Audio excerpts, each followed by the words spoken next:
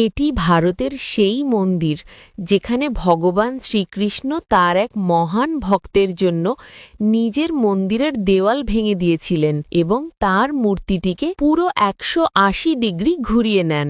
এই অলৌকিক ঘটনার গল্পটি ষোড়শ শতকের মহান কৃষ্ণভক্ত কানক দাসের। জন্মসূত্রে তিনি নিম্ন বর্ণের ছিলেন, কিন্তু শ্রীকৃষ্ণের প্রতি তার ভক্তি ছিল অসীম ও নিখাদ। কানক দাস বহুদূর পথ অতিক্রম করে শ্রীকৃষ্ণের দর্শনের উদ্দেশ্যে উডুপি মন্দিরে পৌঁছান, কিন্তু সেই সময়ের পুরোহিতরা শুধুমাত্র তার জাতির কারণে তাকে মন্দিরে প্রবেশ করতে নিষেধ করেন। কিন্তু এই অপমানও তার ভক্তিকে ভাঙতে পারেনি। কানক দাস মন্দিরের পিছনে চলে যান এবং দেবতার কাছে বিলাপ ও গানে ডুবে গভীর আর্তনাদ করতে থাকেন। তার সেই আহ্বান ছিল এতটাই সত্যনিষ্ঠ, এতটাই হৃদয়স্পর্শী যে গর্ভগৃহে অধিষ্ঠিত ভগবান কৃষ্ণও নিজেকে আর ধরে রাখতে পারেননি। তখন ঘটে অলৌকিক ঘটনা। মন্দিরের পিছনের দেওয়াল ভেঙে যায়। ভগবান কৃষ্ণের মূর্তি পশ্চিমমুখী হয়ে ১৮০ ডিগ্রি ঘুরে দাঁড়ায়, যেন তার প্রিয় ভক্ত কানক দাস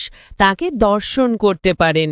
সেই চমৎকার স্থানে রয়েছে কর্ণাটকের বিখ্যাত উডুপি শ্রীকৃষ্ণা মঠ। এখানে আরেকটি বিশেষ প্রথা আছে। যখন কোনো ভক্তের বড় কোনো মানত পূর্ণ হয়, তখন তিনি কলা পাতায় নয়, সরাসরি মাটিতে বসে ভোজন করেন, ভগবানকে কৃতজ্ঞতা জানানোর জন্য। কারণ এটি নিজের অহংকার ত্যাগ করে কানক দাসের মতো সত্যিকারের ভক্তি প্রকাশ করার এক গভীর প্রতীক। ভগবান কৃষ্ণকে যারা ভালোবাসেন তারা কমেন্টে অবশ্যই লিখুন, জয় শ্রীকৃষ্ণ।